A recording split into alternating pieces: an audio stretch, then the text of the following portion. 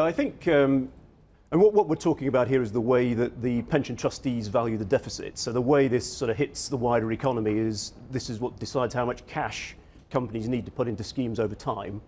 So if you think about it, this 460 billion is a huge number, but it's sort of 10 years of about the rate that companies have been trying to pay off deficits.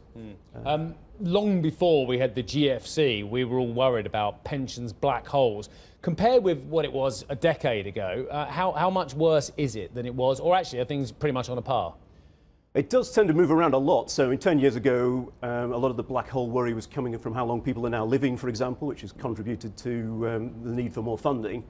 But it's been the sheer volatility recently that's probably been the bigger problem. So the number last summer was over 700 billion. Right. So you've seen a quarter of a trillion move in less than a year. And the final one from me is, and it's on behalf of Jeff actually, are we valuing it too often? And are we valuing it in the wrong way? Because Jeff and I have had many rows over the years about whether there's too much emphasis on the mark-to-market on a regular basis, compared under IFRS 17, I think, or compared with actually longer-term valuation, just let it settle a little bit longer before we get panicky about this. Yeah, well, I think two very good questions in one there. And are we doing it too often? It is, actually. Okay. Are we doing it too often? Probably not. I mean, in the sense that management information is useful. You don't have to. You can have it every day, but you don't have to react every day. So I think knowing where you are has got to be helpful.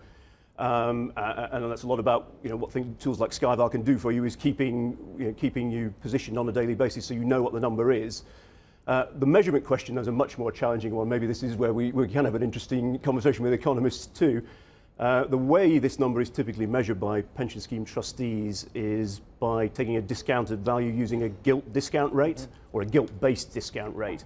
And as Paul was alluding to earlier, if government bond prices are distorted, then you tend to get obviously a much higher number put on this amount. Whether that's the right number or not is we could debate for a long time.